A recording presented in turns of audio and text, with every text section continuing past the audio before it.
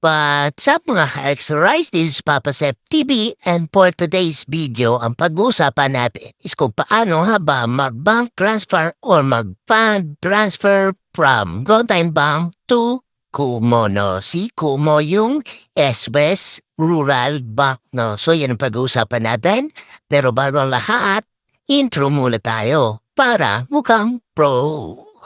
Subscribe now and press the bell icon.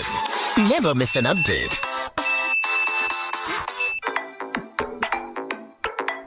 Ayan nga guys. So, syempre guys, click natin dyan si GoTime Bank, no? So, click lang natin. At syempre guys, naglo-loading na yan. Antayin lang natin siya at ilalagay natin yung passcode PIN natin. Yan guys, after nyo malagay yung PIN code nyo is pupunta agad kayo sa dashboard ni GoTime Bank, no? So, eto na.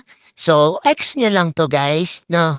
At nandito na nga tayo sa dashboard ni GoTime Bank. So, kung nakikita nyo guys, ang balance natin dyan is 108.50 pesos, no? So, syempre guys, click lang natin dyan yung send or yung transfer na. Nasa gitna lang naman. Yan, click natin yan at click natin dyan guys si other bank, no? So, nasa taas, click natin si other bank.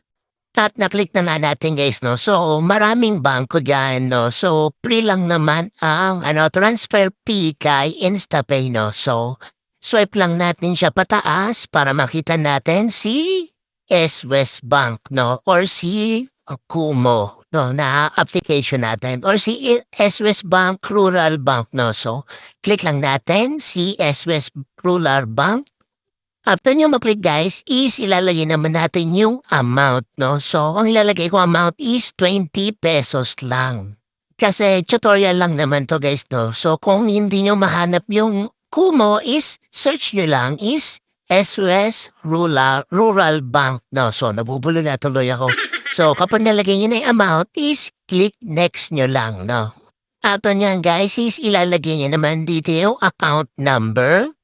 Yung account number guys kay Kumo, no? So, pupunta kay Kumo at titingnan nyo doon yung account number niya, no? So, i-copy nyo lang yun at i-paste nyo dito sa account number. After nyan guys, account number is lalagay nyo yung account name naman, no? Diyan naman sa note is ilalagay nyo kung ano yung gusto nyo ilagay. Sa akin, ilagay ko is bank transfer, no? So, kapag okay na yan is click next nyo lang. After nyo maklik guys is, sabi dito is what this transfer for. So, ano daw ba yung purpose, no? So, sa akin, i-move yung yung account or fund, no? Move fund to other bank, no? So, clinic ko lang sa taas.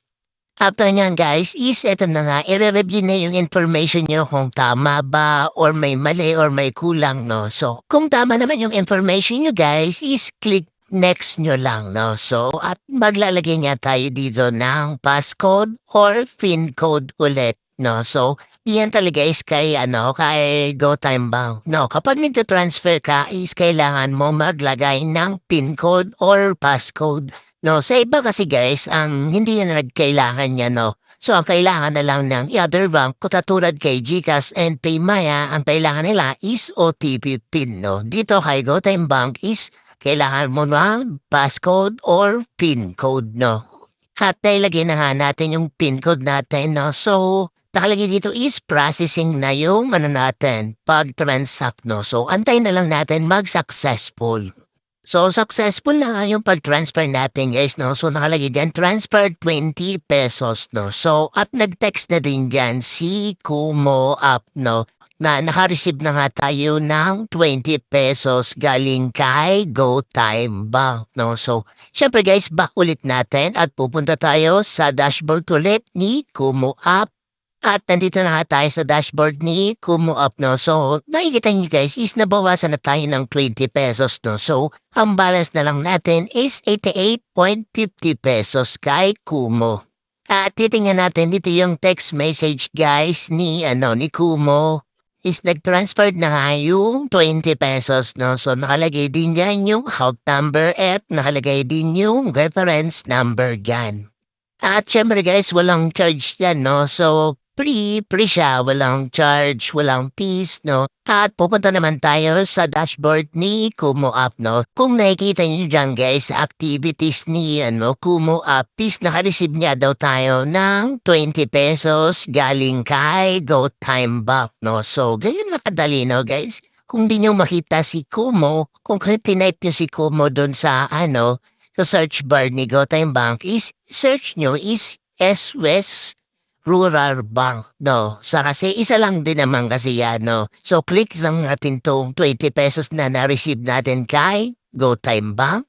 At nakalagay nga dito, receive money from GoTime Bank, no? So, ito yung transaction details natin kanina, no?